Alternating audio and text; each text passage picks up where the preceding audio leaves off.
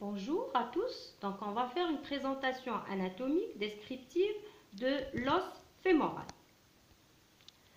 Donc le fémur est un os long, pair, qui forme le squelette de la cuisse.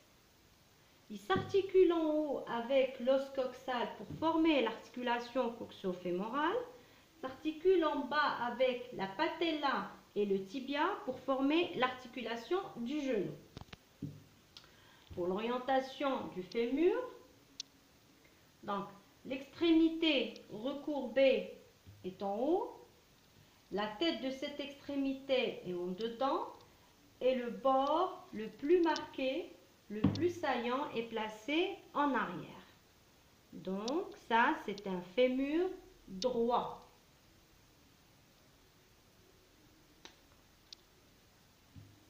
Donc c'est un os long. En lui décrire deux extrémités et une diaphyse. Une extrémité proximale, une extrémité distale et bien sûr une diaphyse. Donc, la diaphyse fémorale est longue et puissante, concave en arrière et présente trois bords et trois faces.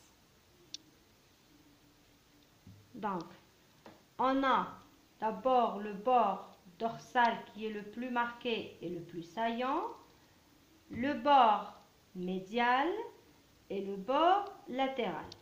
Ces différents bords délimitent donc les faces qui sont la face antérieure, la face postéro-latérale et la face postéro-médiale.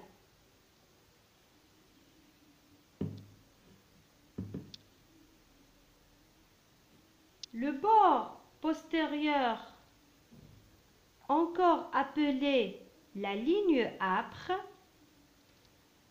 se trifurque en haut, c'est-à-dire il se divise en trois branches, qui sont la branche latérale, la branche médiale et la branche intermédiaire.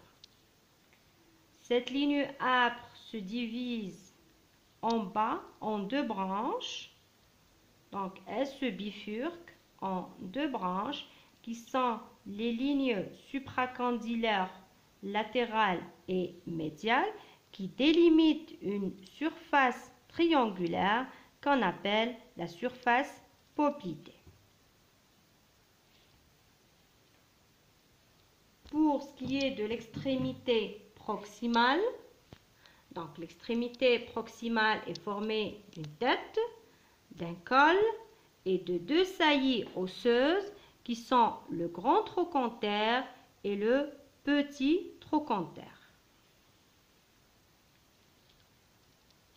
La tête fémorale donc est lisse et articulaire, encroûtée de cartilage hyalin, sauf au niveau de sa partie centrale où on trouve une dépression osseuse qu'on appelle donc la fovea capitis qui donne insertion au ligament de la tête fémorale et au passage de son artère.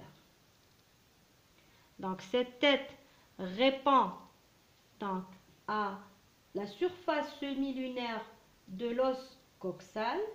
C'est une tête qui est de forme sphéroïde, représente les 2/3 d'une sphère de 4 à 5 cm de diamètre.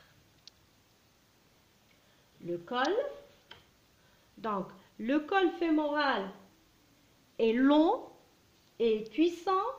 Il sépare la tête donc du massif trochantérien.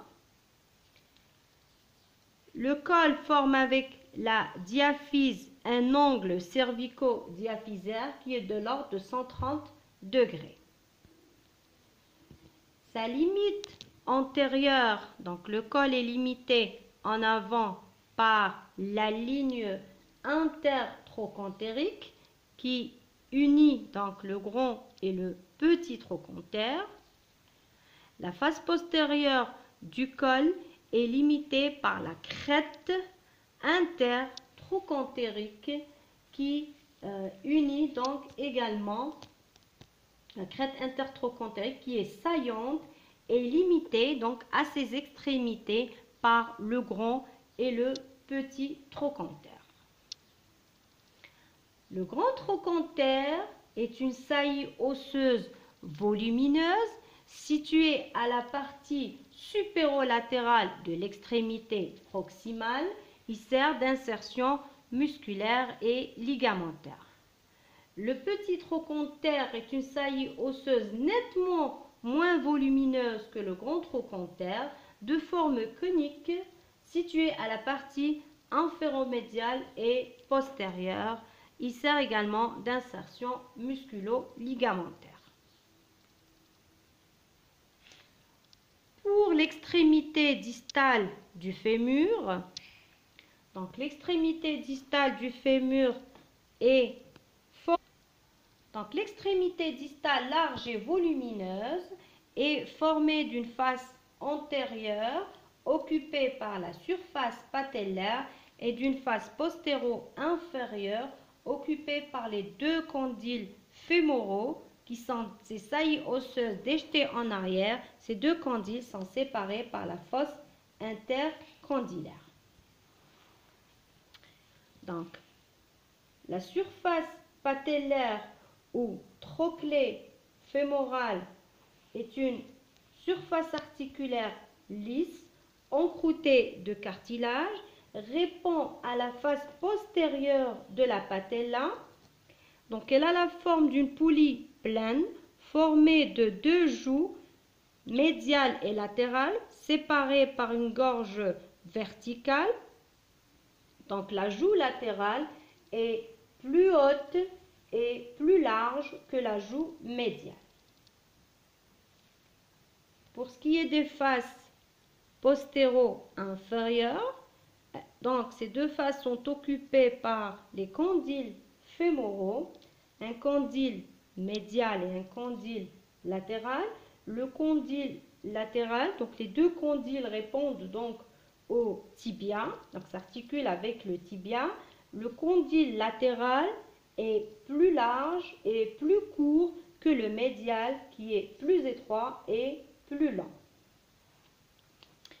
Face médiale et latérale, les faces médiales et latérales de l'extrémité distale forment l'épicondyle médial et l'épicondyle latéral. Donc, sur l'épicondyle médial, on trouve le tubercule du grand adducteur qui donne insertion au troisième faisceau du muscle grand adducteur, et donc ce tubercule se trouve dans la continuité de la branche médiale de bifurcation de la ligne âpre. Je vous remercie.